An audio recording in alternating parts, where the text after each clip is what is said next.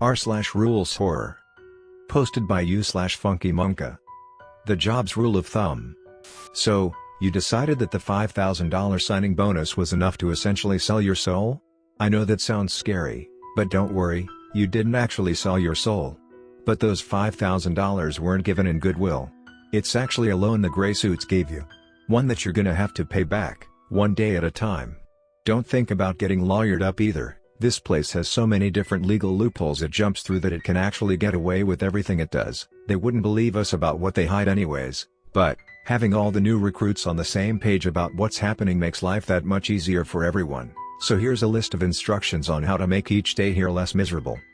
1. Always trust me. I am the one who gave you this note, but if your memory is that bad, I'm the one with the curly, red hair, freckles, and a scar over my right eye. I am usually cheerful at the beginning of the day. Don't expect it to stay like that all the way through, though. 1b. If you ever see me at the beginning of the day and I am glum, upset, snappy, or some other version of unhappy, then walk up to me and ask me what's wrong. If I complain about anything but work, then that's still me. I'm just having an off day, so be respectful, and I'll still help out where I can. 1c. If I respond with complaining about work, then that's not me. Don't panic. Calmly ask for another set of rules from them. If they ask why you need another set, say you lost the first one. If they push the subject, lie through your teeth, guilt trip them, get verbally aggressive, but don't touch them. Eventually, they should relent and give you another set of rules. Immediately rip it up in front of them and tell them you never want to see them again. It doesn't have to be word for word, but something about kicking them out of your life should do the trick. Be loud as well. Eventually, someone will come and check it out, and the fake me should leave soon after. 2. Only trust those with scars. They are also people who needed that bump of money and signed that stupid contract. They won't talk to you much for right now since you aren't scarred yet. Eventually, when you are, they'll start talking to you more. 2b. Recent events have found that the unscarred are attempting to infiltrate our numbers to catch us off guard. Do not trust a scarred if their only scars are wrist, forearm, or neck. These could easily just be self-inflicted by the supervisors to blend in. If the scar looks like it was quick and painless, don't trust them until you see more painful scars. 3. Be curt with the unscarred. The unscarred are the supervisors. Their job is to catch us slacking off and then punish us. Their definition of slacking is very broad. If one tries to talk to you, respond with quick, snappy answers that end the conversation. That should usually drive them off. If they try to keep talking to you, say you have work you need to do and try to get away. If they follow you, attempt to get a customer's attention. If you can't find a customer, find me or get Micah in trouble. 4. Be respectful. We are all in the same boat. We are all trying to survive. If you need to talk to someone or vent, find a scarred and ask to talk. They may not have time at that exact moment, but I promise they will try as hard as they can to make time. We need people to keep the energy to fight. Giving up makes it harder for all of us. 4b. If you're having a really hard time, take your anger out on Micah. 4c. If you feel you have no other option, miss a day. Just make sure to call in, or else they will increase your debt. 5. Realize death isn't an escape. Scars here represent punishment. They are earned through the supervisors taking us to the back and punishing us. I won't go into detail about what happens. You'll find out on your own soon enough. The only thing I will tell you is that you won't survive the punishment ever. You'll just wake up the next day with a new white scar where the most savage part of the punishment hit you. Then you come to work like nothing happened. 5b. Try not to get punished too much, aside from the obvious reason. You also don't get paid on a day you get punished, which means another day you have to stay to work off your debt. 5c. If you see someone getting taken to the back, don't try to help them. It'll just get you punished with them. Besides, they won't do it for you. 6. Recognize what type of supervisor you have that shift. They can be recognized by what type of pin they wear. If it's full silver, that's a full moon supervisor. They are the most common of supervisors and will follow the regular rules I've already warned you about. 6b. If their pin is half silver and half black, that is a half moon supervisor.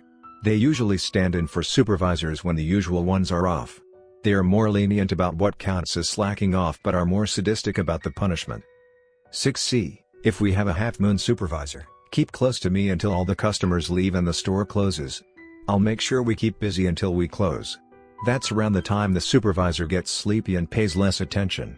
Keeping them off your back while you get used to the store. Don't expect full moon supervisors to get sleepy. 6D, if they have a full black badge, they are a new moon supervisor. Which is very lucky for us.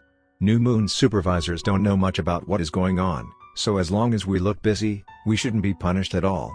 6E, if we have a new moon supervisor, please don't contact me or any of the other SCARD unless it's an absolute emergency.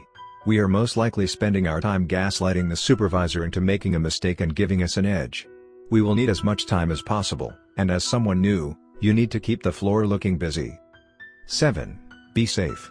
I cannot stress this enough. Causing a safety concern is one of the worst things you can do to yourself, and this company knows this. In the best case scenario, you get caught causing a safety concern and get punished. Worst case scenario, you get hurt. 7B, while climbing the portable ladders, bite your tongue.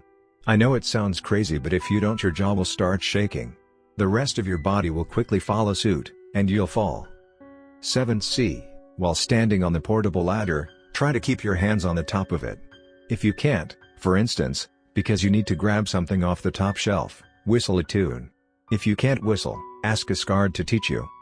7D, when carrying the portable ladders, carry them above your head. That way, they can't attempt to trip you. 7E, when using the large ladders for the perimeter, always look down at your feet when climbing up, look at your hands when climbing down, and close your eyes when repositioning it. Don't worry about bumping into stuff. It'll direct you to where you need to be. Failure in doing any of these will result in it chucking you off when you next attempt to climb it. 7F, if the worst happens and you get hurt, you don't have to worry about missing a lot of work. You'll wake up the next day with a scar, and that's about it physically.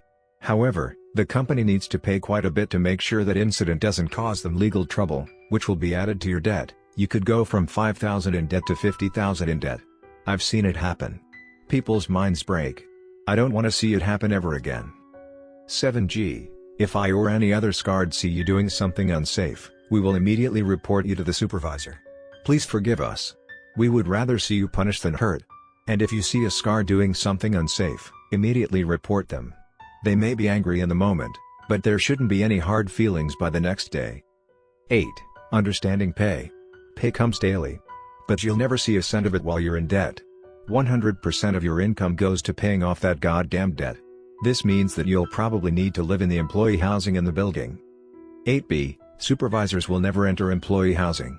So don't worry too much about being in there, just don't forget that you need to work if you ever want to get out. 8C, food is provided for free every day. But if you're a vegetarian or vegan, then you're kinda out of luck.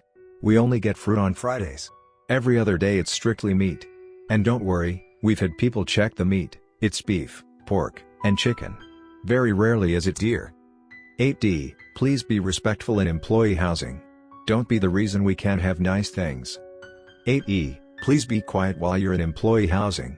The night shift is sleeping. They try to be quiet when you're asleep, so have some respect. 9. Recognize important people. There are only a few people of note that I really recommend getting close to. But if you want to explore the other SCARD, be my guest. Just please share your findings so I can inform other newcomers and always double check for scars. 9B, Vertine is our resident ox. He's strong enough to carry most of the heavy weight and freight that we have to deal with. You can recognize him by the fact that he is huge. I mean 6'6" and 300 pounds of muscle. He grew up in a very strict household from what I've been told, so let him do what he needs to do, and you won't be a nuisance to him. If you want to be his friend, give him a compliment every now and then and give him your share of food once or twice. That will be more than enough for him. 9C, every once in a while, we hit the jackpot. If our supervisor for the night has scars like the rest of us, we basically get the night off. We used to have 3 but 1 quit thanks to Micah. One is tall with messy black hair. His name is Adam. He's almost always tired, which can be expected when you work as long as he does. He got hurt and had to stay for years longer than he was supposed to. So when you work with him, make damn good and sure you're being safe. He may be chill, but if he catches wind of you not being safe, he will still punish you. But don't worry too much, it'll be quick and painless. 9D, the other is stocky, bald, and has a very thick Russian accent. His name is Wolfgang. He's a veteran of the Second World War, and it turns out that when a country doesn't take care of their veterans, they get desperate. Sign contracts that say they get a lot of money to join the job, then get stuck. Thankfully, he likes the people he worked with enough to stick around after his debt was paid to be a supervisor and try to make our lives that much easier. Whatever you do, though, don't ask him about or even talk about the war. It makes him very uncomfortable, and he has said that if it's brought up too much he'll quit. If you are the reason he quits, we will never forgive, and we will never forget. 9e, Micah is very easy to spot. He is thin as a twig and looks like he suffers from albinism. He doesn't, mind you. Those are all scars and ones he deserves. He got Fabian to quit and has been ostracized ever since. If you ever need to let off some steam, use him. Anything goes. Yelling, spitting, kicking, stabbing, breaking bones, even killing him if you want to go that far. Don't worry too much, he will wake up fine tomorrow. If a supervisor catches you venting, tell them that it was self-defense. Feel free to use any scarred as a witness. They will testify that you are being honest even if they weren't anywhere near you or even if they don't know who you are. If you don't want to hate Micah, ignore him. If someone uses you to testify, say Micah was guilty. And never be nice to Micah, a friend of my enemy as they say. 10. Never talk about unionizing. If word ever gets up, the chain of command that a union might be possible, the gray suits will take notice. Word got out once about a union. We just got back to normal recently. We have something somewhat nice right now. Please don't ruin it. 11. Use common sense. If something feels wrong, it probably is. Have eyes on the back of your head, don't hurt yourself, make friends, and know when to be quiet. That's about it for now. Though, just as a reminder, this only covers the first couple days so you aren't making a catastrophic mistake that'll fuck over everything we have prepared so far. If you have any questions about anything, you know where to find me. Don't be late.